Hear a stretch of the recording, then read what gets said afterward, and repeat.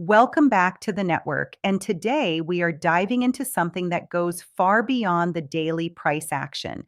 Because if you are still looking at XRP through the lens of a typical retail trader, you are missing the tectonic shifts happening beneath the surface of the global financial system. Right now, we have to talk about the concept of value redefinition. Because what we are witnessing is the slow motion collision between the old world of legacy finance and a new era of programmatic liquidity. And I want you to stick with me through this entire deep dive because the connection between regulatory clarity and institutional adoption isn't just a talking point. It is the literal mechanical engine that will drive the next decade of this asset's existence. Think about the way money currently moves around the world. It is slow, it is expensive, and it is riddled with counterparty risk. But when we talk about XRP, we aren't just talking about a digital coin. We are talking about a bridge asset designed to solve a multi-trillion-dollar liquidity problem that most people don't even realize exists. And this brings us to the core of our discussion today, which is the transition from speculative value to utility-driven value, which is a shift that happens once in a lifetime for any asset class. Let's start by addressing the elephant in the room, which is the regulatory fog that has surrounded this space for years. Because you have to understand that for a massive institutional player like a sovereign wealth fund or a global tier one bank, certainty is more valuable than the asset itself. They cannot and will not move billions of dollars into a system that exists in a legal gray area. So when we see these breakthroughs in clarity, like the ones we've been discussing regarding the CFTC and the evolving legislative landscape in the United States, we aren't just looking at legal wins. We are looking at the green light for the largest pools of capital on the planet to finally begin their entry into the XRP. Ledger imagine a massive dam holding back an ocean of liquidity and regulatory clarity. Is the crack in that dam that eventually leads to a complete transformation of the landscape. And this is why the recent news regarding institutional frameworks is so critical because it provides the safety net that traditional finance requires to start treating XRP as a legitimate piece of financial infrastructure rather than a speculative gamble. And as this clarity settles in, we start to see the emergence of what I call the liquidity flywheel effect, where the more certain the environment becomes, the more institutions join the network, and the more institutions join the network, the more liquid the asset becomes, which in turn makes it even more attractive for the next wave of players. And this is a cycle that feeds on itself until the very definition of what XRP is worth begins to shift from what someone is willing to pay for it on an exchange to what the global financial system needs it to be worth in order to facilitate trillions of dollars in daily cross-border settlement. And that is the fundamental disconnect that most people fail to see because they are focused on the 5-minute candle, while the architects of the new financial system are focused on the next 20 years of global trade. And if you look at the way institutional liquidity is being structured right now with the rise of stablecoins and central bank digital currencies, you realize that they all need a neutral bridge asset to connect these disparate silos of value. And this is where XRP's true design comes into play because it was built specifically for this role as a non-sovereign bridge that doesn't belong to any one nation, but can be used by all of them to settle value instantly and at a fraction of the current cost. And as we move deeper into this analysis, we have to ask ourselves what happens when the scarcity of the asset meets the infinite demand of global liquidity. Because unlike the fiat system, which can be printed into oblivion, the supply of XRP is fixed. And as more of it is locked up in liquidity pools and used for institutional settlement, the available supply for the open market shrinks. while the demand from these massive entities only grows, and this creates a supply-demand imbalance that the traditional financial models are simply not equipped to handle yet. And that is why the conversation about repricing is so vital, because the market will eventually have to reconcile the massive gap between the current retail price and the institutional utility value. And we are standing right at the edge of that reconciliation point where the data starts to speak louder than the noise, and the reality of what is being built becomes undeniable to anyone who is paying attention to the actual infrastructure rather than the social media hype.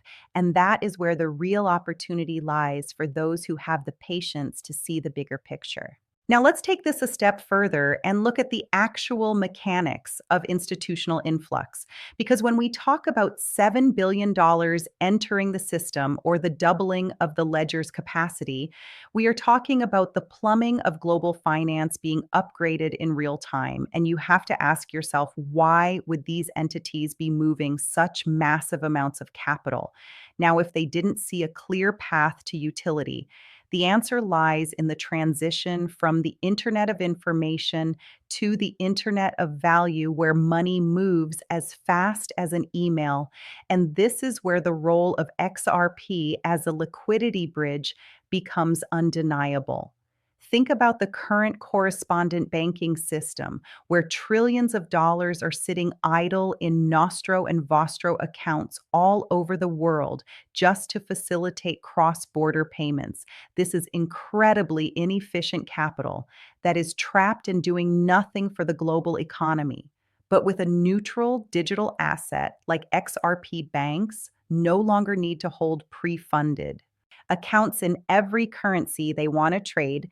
They can simply hold their local currency and use XRP to bridge into any other currency. In seconds, this release of trapped liquidity is the holy grail for global banking. And as we see the rise of legal frameworks like the Clarity Act, it gives these institutions the green light to finally start using this bridge at scale. And what happens next is a massive shift in how the world perceives the value of the asset. Because suddenly you aren't just looking at a speculative token. You are looking at a vital piece of international infrastructure that is as essential as the SWIFT network itself, but much more efficient. And as this adoption curve accelerates, the pressure on the available supply becomes immense. Because remember, we are dealing with a finite asset that is being used to move an infinite amount of value. And the more the network is used, the more XRP is required to stay in liquidity pools to ensure smooth transactions, which effectively removes it from the circulating supply on exchanges. This is the hidden engine of price appreciation that the average retail investor doesn't understand. They are looking for a pump and dump, while the institutions are looking for a stable and liquid bridge that can handle the weight of the entire world's financial transactions. And as we move into this next phase where central banks are looking at CBDCs and private stablecoins, the need for a neutral intermediary becomes even more critical, because no country wants to rely on another country's currency for settlement. And XRP provides that neutral ground where everyone can agree on the value and the speed of the transaction without the political baggage of traditional fiat currencies. And this is why the repricing narrative isn't just a fantasy. It is a mathematical necessity for the system to function at the scale of trillions of dollars. Because at a low price, the asset simply isn't liquid enough to move the kind of volume that the global banking system requires. So as the volume goes up, the price must follow to accommodate the size of the transfers. And we are currently watching the very beginning of this monumental shift in how value is defined and moved across the globe.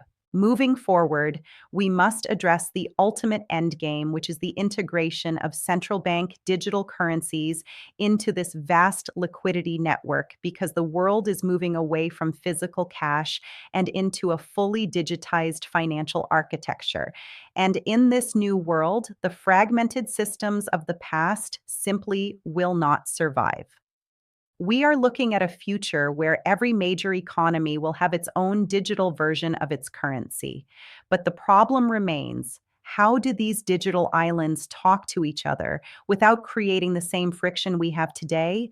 This is where the interoperability of the XRP ledger becomes the most valuable asset in the entire ecosystem, because it was designed from day one to be the connective tissue between different ledgers and different protocols. And as more nations begin to test their CBDCs on private versions of the ledger, the gravity of XRP as the neutral bridge asset only increases. And you have to understand that this isn't just about moving money, it is about the tokenization of everything from real estate to government bonds to stocks, all of which will require a high speed, low cost highway for settlement. And as this massive wave of tokenized assets begins to flow through the system, the demand for XRP will transition from a steady stream to a roaring flood of utility driven volume that the world has never seen before. And for those who have been watching this space for years, the frustration of the slow progress is understandable. But you must realize that rebuilding the entire global financial system doesn't happen overnight.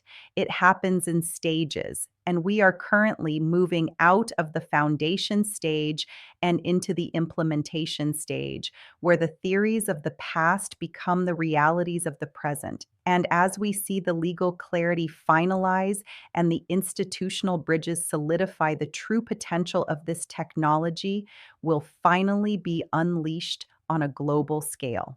So, as we wrap up this deep dive, I want you to think about the bigger picture and not get distracted by the noise of the day to day volatility, because the institutions are not looking at the hourly charts. They are looking at the generational shift in how value is transferred. And if you can align your perspective with that institutional vision, you will see that we are standing at the threshold of a new era in finance, and the transition is already well underway. So stay focused, stay informed, and most importantly, stay patient, because the future of value is being written right now, and you have a front row seat to the most significant financial transformation in history. Thank you for being part of this journey with the network, and make sure you are subscribed and have notifications turned on. Because as this story develops and the liquidity continues to flow, we will be right here to break it all down for you. Until next time, keep watching the numbers and understanding the mechanics behind the shift, because that is where the real truth lies.